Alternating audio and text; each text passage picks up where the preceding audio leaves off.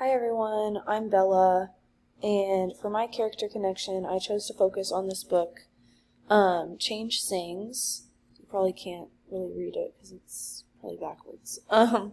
But this book is really important to me because my mentor teacher at one of my practicums in Topeka gave it to me and gave all of her students this book at the end of the year.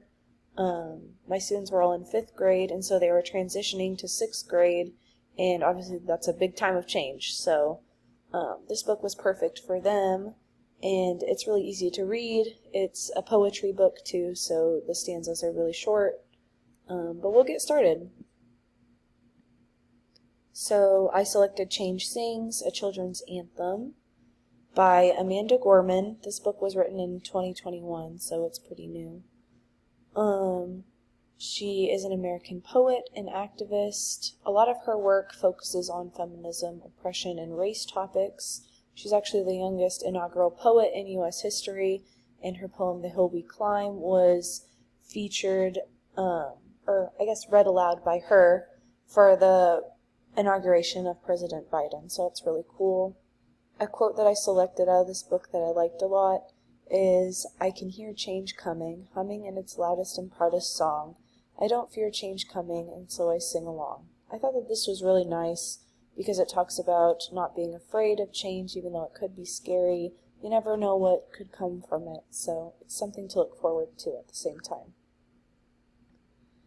For a personal connection for me, I wish that I would have had this book when I was younger, because this picture of me actually is when I was in 6th grade.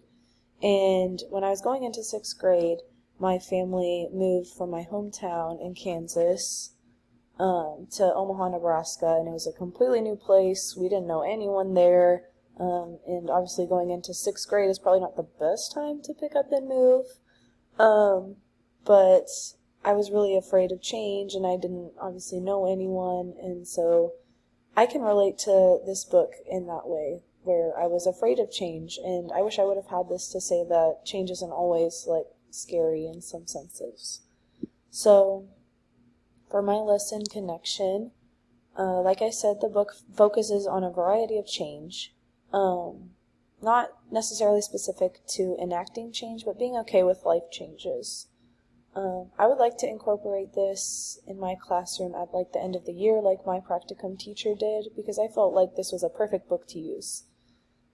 I could also include this in a Civil Rights and Black History Month incorporation. All of the characters featured are people of color, so this is a good book to use, and also align that with the Civil Rights Movement, and obviously lots of changes were happening with that, and people were becoming active in that movement.